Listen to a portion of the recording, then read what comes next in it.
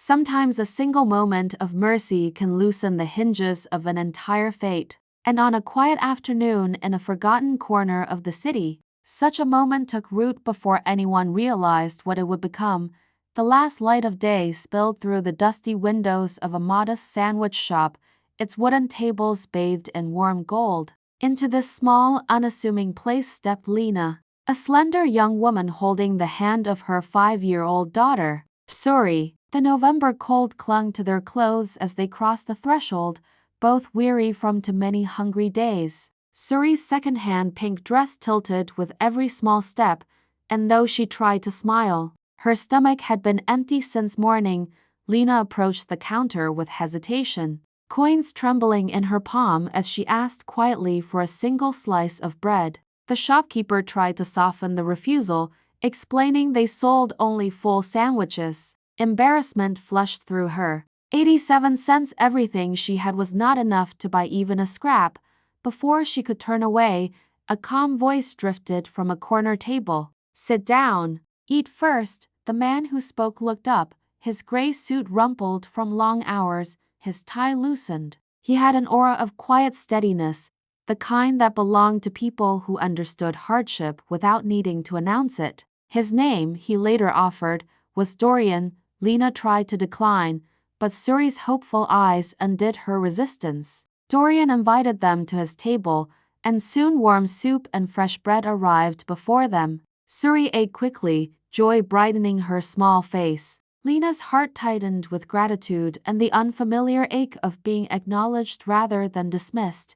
Throughout the meal, Dorian never pressed her with questions. He simply listened when she finally spoke softly, hesitantly, about losing her job as a quality technician, about selling her belongings to keep her daughter fed, about staying in a rundown motel until she could find steady work again. When she pushed her few coins toward him in an attempt to repay the kindness, he returned them gently. "I don't take money from people who know how to share," he said. Their time together ended quietly as evening settled. Lena and Suri walked away into the dark, unaware that Dorian, CEO of a large organic foods company, watched them leave with a thoughtful expression. Moments later, he phoned his assistant, Mason, asking for a discreet background check on a woman named Lena and her little girl. 3 days passed before Lena received a call inviting her to interview at Edenridge Organics, one of the first companies she had applied to and long believed had forgotten her some. The interview was rigorous, but she answered with honesty and quiet competence. Her composure impressed the managers more than she realized. 2 days later, an offer letter arrived, full-time position. Benefits included, and tears slid down her cheeks as she whispered to Suri, "Mommy got the job." Her first day at Edenridge felt like reclaiming something she had nearly lost. She wore a crisp lab coat, carried a clipboard, and moved with a confidence she'd almost forgotten. Clara, her supervisor, quickly noted Lena's meticulousness, her calm under pressure, and her intuitive grasp of quality standards. Meanwhile, Suri blossomed in the company's childcare program, gleefully toting her pink backpack each morning, but the man who had once bought her soup never appeared in her thoughts as part of that workplace until one unexpected afternoon, a miscommunication left Suri momentarily alone near the employee entrance. By chance, Dorian's car pulled in at that very moment. When he spotted the small girl with tear-filled cheeks and a pink backpack, he hurried to her, kneeling to offer comfort. Recognition lit her eyes. "You're the sandwich man," she said with certainty. Dorian carried her inside, keeping her safe until Lena arrived in a frantic rush. "You work here?" she asked, stunned. "In a way," he replied with a modest smile. From then on, their paths crossed more often during company gatherings, hallway conversations, or shared moments at seasonal events. He never intruded, never used his authority to unsettle her. Instead, he maintained the same quiet gentleness he had shown in the sandwich shop. Yet small anonymous kindnesses began appearing in Suri's life. Coloring books, strawberry yogurt, storybooks that seemed chosen with care. Suri always insisted she knew the giver. "The sandwich man likes us," she'd say. Though touched, Lena held herself steady. Dorian was her employer, a man with influence. She was a single mother building her own footing. But the unspoken grew between them, small pauses, shared glances, a softening she tried not to name. Everything shifted one rainy afternoon when Lena overheard two junior employees chatting casually. The CEO had personally flagged her RSUM. Their words struck her like a sudden blow. The job she believed she earned through her own strength had come to her because of him. That evening, pride and hurt twisted inside her. By morning, she stood at Dorian's office door, her composure fragile but determined. When she asked whether he had intervened, he simply answered, yes. Then he told her why. As a child, he and his mother had been homeless. A stranger had once offered his mother a job without prying, and that single act had changed everything for them. I saw you and Suri in that shop, he said. I saw someone trying to stand, not someone needing rescue. I just moved a piece of paper. You earned the rest. Her eyes filled with tears, not resentment this time, but the overwhelming weight of being recognized without being belittled. He didn't comfort her with touch, only presence. The same quiet steadiness she had first noticed. Days later, another unexpected gesture came from someone much smaller. Suri asked her preschool teacher, Miss Arden, to help her write a letter. That afternoon, Lena was handed the folded page. Inside, written with careful strokes, were Suri's words to the sandwich man, thanking him for helping them, saying he made her mother smile, and ending with a simple, devastating wish. I wish you could be my daddy. That letter changed something deep inside Lena. The next morning, she laid it on Dorian's desk without a single word. He read it slowly, his expression softening, and when he finally spoke, his voice was barely above a breath. If you'll let me, I would be honored. Lena did not cry this time. She only nodded, and something guarded inside her finally unfolded. Winter melted slowly into spring, and with it came a gentle transformation in the lives of Lena, Suri, and Dorian. Though nothing was rushed, an unmistakable warmth began to shape their days. What had once been unexpected kindness grew into steady companionship, and soon their routines intertwined in ways none of them had dared to imagine. During that fleeting encounter in the sandwich shop, Dorian started visiting the childcare center more often, always with a respectful caution. Suri greeted him with excited leaps, proudly showing him her drawings or tugging at his hand to join her in simple games. He listened with a focus that made even her smallest stories feel important. To the adults watching, he carried himself with a quiet, almost tender awe, as if he were discovering childhood for the first time through her eyes. Lena remained careful at first. She walked through those weeks with a blend of gratitude and uncertainty, holding tight to her independence even as she allowed their connection to deepen. Yet she couldn't ignore the change in Suri, the way the little girl laughed more freely, the way she spoke Dorian's name with unguarded affection, as though she believed he would always be there.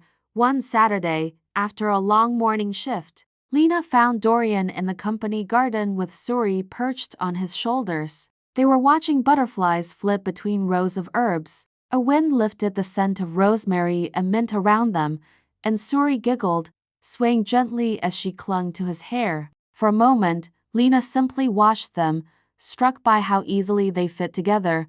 Dorian noticed her and raised a hand in greeting. We were keeping each other company, he said as he set Suri down. His voice carried the hint of a question he didn't speak aloud. Lena answered it anyway with a quiet smile that reached her eyes, but the path forward was not simple. With their closeness came whispers at Edenridge, speculation from employees who wondered about the CEO's interest in one of their own. Lena heard fragments of gossip in the break room and hallways. Though no cruel intentions lay behind most of the murmurs, she felt a tightening in her chest each time her name drifted through a conversation she hadn't joined. When Dorian noticed the tension in her shoulders, he asked gently, "Is it becoming too much?" She shook her head. "No, I just don't want anyone to think I'm here because of you. You're here because of your work," he replied. "Anyone who sees you for even a day knows that." Still, the unease lingered until Clara, Lena's supervisor, pulled her aside one afternoon. "Ignore the chatter," Clara said firmly. "Your performance speaks louder than anything else. Don't let people who know nothing about your struggle decide what you deserve." Those words steadied her more than she expected. One evening, after picking up Suri from childcare, Lena found Dorian waiting near the lobby. He wasn't in his usual suit, only a simple sweater and worn jacket. There was something quietly hopeful in the way he approached her. "There's a small evening festival near the river," he said. "Lights, food, games. Would you and Suri like to come?" Suri bounced instantly. Lena hesitated only long enough to read the sincerity in his face before agreeing. The festival shimmered with lanterns and the scent of fresh pastries. Suri tugged them from booth to booth, her laughter ringing among the crowds. At one point, she insisted they both ride the small Ferris wheel with her. The three of them squeezed into the narrow seat, and as the wheel lifted toward the sky, lights reflecting off the water below, Lena felt something settle inside her, a sense of belonging she had long forgotten. Halfway through the ride, Suri leaned against Dorian's shoulder and whispered, "You're really nice to us." He placed a gentle hand on her back. "You make it easy." Night deepened, and when Suri finally grew sleepy, they walked back toward Lena's apartment. Dorian carried the drowsy child in his arms, her head tucked beneath his chin. At the door, he handed her to Lena with a soft reluctance. "Thank you," she said. "For what?" "For today. For showing her this kind of happiness." Dorian didn't answer right away. Instead, he looked at her in that quiet, searching way of his. "You both deserve more than surviving," he finally said. "You deserve joy." The days that followed brought a shift Lena hadn't expected. She began to rely on him. Not for survival, she had never allowed that, but for companionship, for support, for the gentle steadiness he offered without asking for anything in return. And as spring brightened into early summer, the bond between the three of them took root like something long overdue. One warm evening, a storm rolled across the city. By the time Lena finished her late shift, rain was pouring in sharp, unrelenting sheets. The buses were delayed, and the streets had flooded in shallow pools. As she stood under the shelter of the building's awning, unsure of how she would get home, Dorian appeared behind her with a single umbrella. "Let me drive you," he said. She wanted to protest, but exhaustion loosened her guard. In the car ride, silence settled comfortably between them, broken only by the patter of rain. When they reached her apartment, he walked her to the door, holding the umbrella above them both.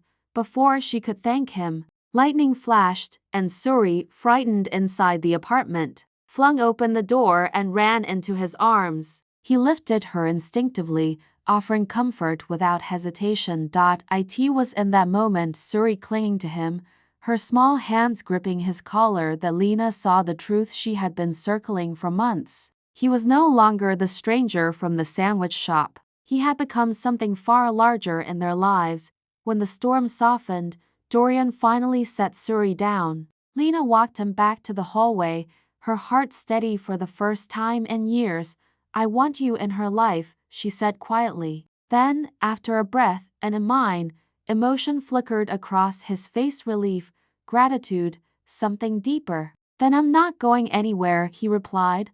The seasons turned again. There were no dramatic declarations, no grand spectacles, only the steady weaving of their lives together. Weekend breakfasts, shared responsibilities, moments where laughter filled the once silent apartment. Suri began drawing pictures of the three of them, always holding hands, always smiling. One autumn afternoon, while walking through the same company garden where Suri once perched on his shoulders, Dorian paused beneath the turning leaves. Lena and Suri stopped beside him, watching the gentle sway of golden branches overhead.